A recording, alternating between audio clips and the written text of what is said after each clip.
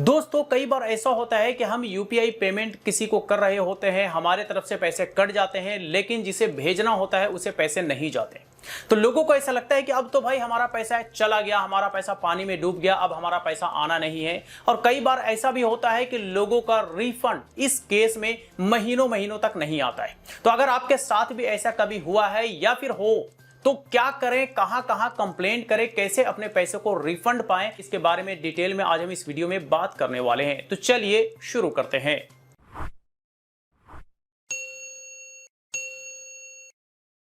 तो देखिए, UPI payment करने के दौरान बहुत सारे ऐसे सिचुएशंस होते हैं जिसमें हमारे तरफ से तो पैसे कट जाते हैं, लेकिन जिसे भेजना होता है, जिसे पेमेंट करना होता है, उसको पेमेंट नहीं जाता। जैसे मान लीजिए कि आप ऑनलाइन एप्लीकेशन कर रहे हैं और उसका पेमेंट करने वाले हैं। जैसे कि मान लीजिए पासपोर्ट के लिए, तो पासपोर्ट के लिए आप पेमेंट करने जा रहे हैं, आपने ऐप से अमाउंट डाल दिया, आपने यूपीआई पिन डाल दिया, यानी कि पेमेंट ऑलमोस्ट जाने को ही है। कि भाई होता ऐसा है कि इंटरनेट कट गया। अब इंटरनेट कट गया, लैपटॉप में इंटरनेट नहीं है, वहां पे टाइम चल रहा है, लेकिन इंटरनेट ना होने की वजह से आपकी तरफ से पैसे कट जाते हैं और जिसे पैसे जाने होते हैं उसे पैसे नहीं जाते हैं। दूसरा, इसी में दूसरा सिनेरियो ये हो जाता है कि वहां पे जो वेबसाइट पे टाइम आउट होता है, वो टाइम आउट एकदम करीब आ गया है, 2 सेकंड 3 सेकंड बच रहा है और आपका इधर पेमेंट प्रोसेस हो रहा है। उधर टाइम आउट हुआ, इधर आपका पेमेंट हो गया, तो पैसे आपके कट गए, लेकिन उधर पैसे नहीं गए, इसलिए क्योंकि वहां पे टाइम आउट हो चुका है। जो एक लिमिट टाइम सेट था वो टाइम खत्म हो चुका है। तीसरा केस ये होता है कि आपका पेमेंट प्रोसेस हो ही रहा है और प्रोसेस होते होते आपके यहाँ की लाइट चली जाती है, आपका कंप्यूटर या लैपटॉप बंद हो जाता है। तो उस केस में भी आपके पैसे तो कट गए, लेकिन वहां पे वेबसाइट पर रिफ्लेक्ट नहीं करेगा। पासपोर्ट के लिए किया है तो वहां पे पासपोर्ट के वेबसाइट पर रिफ्लेक्ट नहीं करेगा, बल्कि स्टेटस फेल हो जाएगा और दोबारा से पेमेंट करने के लिए कहेगा। अब देखिए, होता यह है कि कहा जाता है कि 7 वर्किंग डेज में या 7 बिजनेस डेज में ऑटोमेटिकली इस तरह के कटे हुए अमाउंट वापस आ जाते हैं। ज्यादातर केसेस जो ऐसे होते हैं, इस केस में अमाउंट रिफंड हो जाते हैं, लेकिन बहुत सारे ऐसे भी केसेस होते हैं कि पैसे कट गए लेकिन महीनों महीनों तक रिफंड नहीं आया, यानी कि दोबारा से पेमेंट करके एप्लीकेशन को कंप्लीट करना पड़ा और हमारा जो पहले पेमेंट कट गए थे लेकिन स्टेटस फेल हो गया था वेबसाइट पे, तो वो वाला रिफंड नहीं आता है। अब इसका कंप्लेंट कहां करेंगे, इसके लिए हम अपने लैपटॉप स्क्रीन पर चलते हैं और आपको बारी बारी से बताते हैं, ताकि इस तरह का कभी भी किसी का भी पैसा कट जाए तो आप कंप्लेंट करके अपने पैसे को आसानी से वापस मंगवा सकते हैं। तो चलिए लैपटॉप स्क्रीन पर चलते हैं। तो दोस्तों, मैं आ गया हूं अपने लैपटॉप स्क्रीन पे और क्रोम ब्राउज़र पर मैंने वो सारे वेबसाइट्स ओपन कर लिए हैं जहां से आप 1 बाय 1 कंप्लेंट्स कर सकते हैं। तो देखिए, सबसे पहले ये आरबीआई का वेबसाइट मैंने यहाँ पे ओपन करके रखा हुआ है, जहाँ पे सारे बैंकों का कंप्लेंट वेब पेज का लिंक यहाँ पे दिया हुआ है। जैसे कि आप देख सकते हैं, banks in India, name of the bank and सारे ग्रीवियंस रीएड्रेसल जो लिंक है वो सब यहाँ पे दिखा रहे हैं। स्टेट बैंक ऑफ इंडिया का ये लिंक है, तो सारे बैंक यहाँ पर देखे जा सकते हैं और सभी के सामने उसका रीएड्रेसल लिंक है, यानी कि उस लिंक पर जा करके आप इस बैंक से डायरेक्टली कांटेक्ट कर सकते हैं और जो भी आपका कंप्लेंट है वो आप कंप्लेंट भी वहाँ पे दर्ज करवा सकते हैं। ये देखिए, सारी एनबीएफसी कंपनीज भी यहाँ पे लिस्टेड है, तो इसका लिंक भी आपको इस वीडियो के डिस्क्रिप्शन में मिल जाएगा। वैसे सबसे बेहतरीन तरीका तो ये है कि आप अपने बैंक के कस्टमर केयर को कॉल करके कंप्लेंट लॉन्च करवाएं, वो सही तरीका होगा। ठीक है, इसके अलावा जो हमारे पास ऑप्शन होता है वो होता है हम एनपीसीआई पर भी अपने यूपीआई से रिलेटेड कोई भी क्वेरी है उसका कंप्लेंट यहाँ पे कर सकते हैं। इसका वेबसाइट का भी लिंक आपको इस वीडियो के डिस्क्रिप्शन में मिल जाएगा। ध्यान रहे कि उसका यूआरएल सही हो, npci.org.in हो। ठीक है, नीचे आएंगे तो कंप्लेंट का ऑप्शन मिल जाता है। यहाँ पर आपको अलग अलग तरह के कंप्लेंट्स का ऑप्शन मिलते हैं, जैसे कि ट्रांजैक्शन रिलेटेड है, पिन रिलेटेड है, अकाउंट रजिस्ट्रेशन, एसएमएस लॉगिन और अदर्स।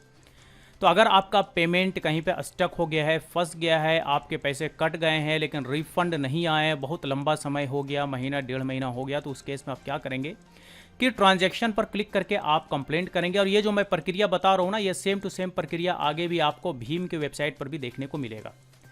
तो इसका जो सही तरीका है कंप्लेंट करने का, ये मैं इसलिए बता दे रहा हूं ताकि आप जब भी कंप्लेंट करने जाएं तो आपसे कोई मिस्टेक ना हो, जिस वजह से आपके कंप्लेंट को एंटरटेन ना किया जाए, आपके कंप्लेंट को ना देखा जाए। तो बेहतर है कि जो सही तरीका है उसे अपनाएं। तो नेचर ऑफ ट्रांजैक्शन, यहाँ पे आप अपना नेचर ऑफ ट्रांजैक्शन चूज करेंगे। पर्सन टू पर्सन है या पर्सन टू मर्चेंट है, यानी कि अगर आपने किसी मर्चेंट को पेमेंट किया, पैसे कट गए, मर्चेंट को पेमेंट हुआ नहीं, तो उस केस में आप मर्चेंट वाला सिलेक्ट करेंगे। और आपने अपने दोस्त रिश्तेदार को किसी को पेमेंट भेजा और पैसे फंस गए, पैसे गए नहीं, तो इसलिए पर्सन टू पर्सन सेलेक्ट करेंगे। तो चलिए कोई इसमें से एक सिलेक्ट करते हैं अपने हिसाब से। इशू क्या है, तो यहाँ पर सिलेक्ट इशू पर क्लिक करके यहाँ से हम अपना इशू सिलेक्ट कर सकते हैं। तो यहाँ पर बहुत सारे आपको ऑप्शंस मिल जाते हैं, जैसे कि अमाउंट कट गए लेकिन वापस बेनिफिशियरी के अकाउंट में नहीं आए, ट्रांजैक्शन फेल हो गया लेकिन अमाउंट जिसको भेजना था उसको गया नहीं, इनकरेक्टली अमाउंट ट्रांसफर हो गया दूसरे अकाउंट में, फ्रॉड हो गया है, ट्रांजैक्शन पेंडिंग है, ट्रांजैक्शन नोट परमिटेड है या ट्रांजैक्शन डिक्लाइन हो रहा है, थ्रेशोल्ड एक्सीडेड है। ये सारे आपको यहाँ पे क्वेरीज हैं। तो मेनली हमारा जो आज का वीडियो है उसके डिस्कशन के अकॉर्डिंग हमारा जो अमाउंट कट गया लेकिन बेनिफिशरीज के अकाउंट में पैसे नहीं गए, ठीक है।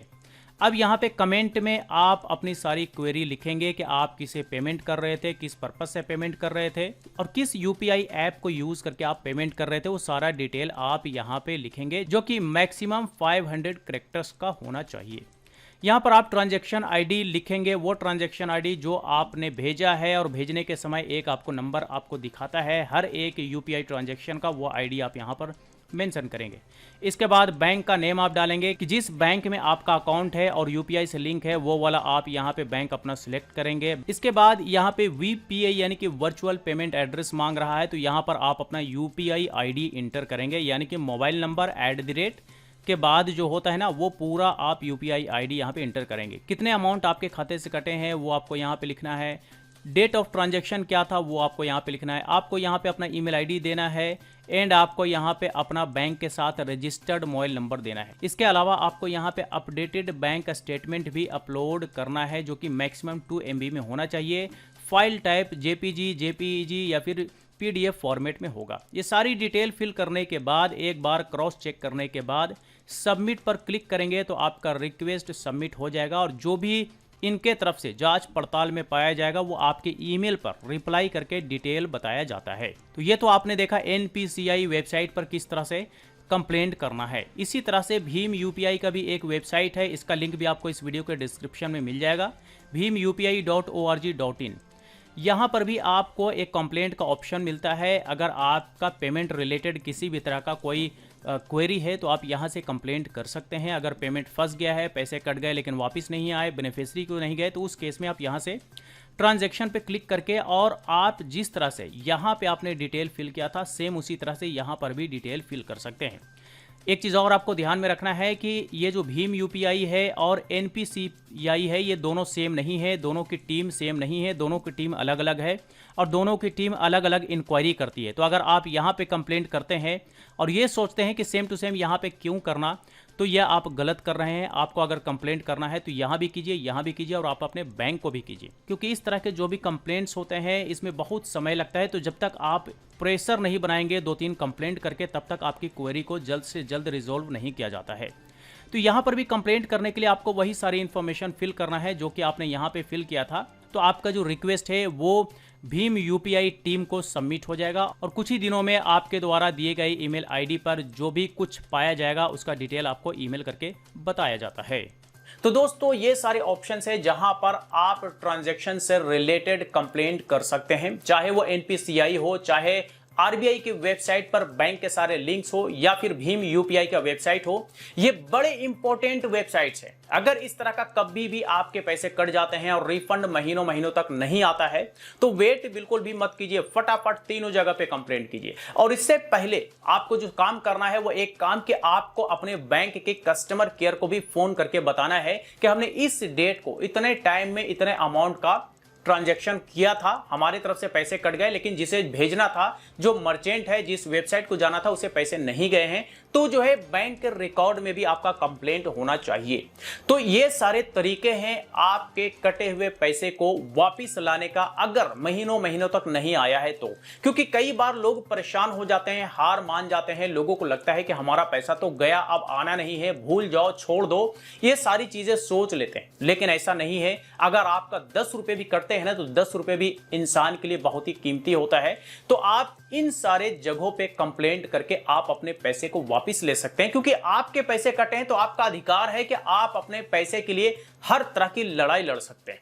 तो बस यही सारे तरीके हैं। अगर आपके पैसे कट जाएं और रिफंड नहीं आ रहे हैं तो इस तरह से आप अपने पैसे को रिफंड लेने के लिए अलग अलग तरह का कंप्लेंट कर सकते हैं। अब ये भी सोच करके ना चला जाए कि हम एक जगह पे कंप्लेंट कर देंगे तो हमारी काम हो जाएगी, नहीं।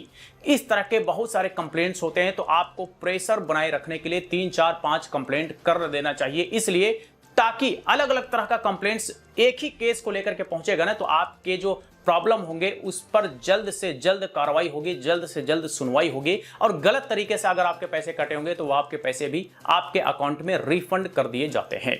तो बस यही कुछ था आज के इस वीडियो में। इस वीडियो से रिलेटेड कोई क्वेरी हो तो आप हमें कमेंट बॉक्स में लिख करके पूछ सकते हैं। वीडियो अच्छा लगा हो तो लाइक करें, ज्यादा से ज्यादा लोग साथ शेयर करें, और इसी तरह के वीडियोस के लिए हमारे यूट्यूब चैनल को भी सब्सक्राइब करें।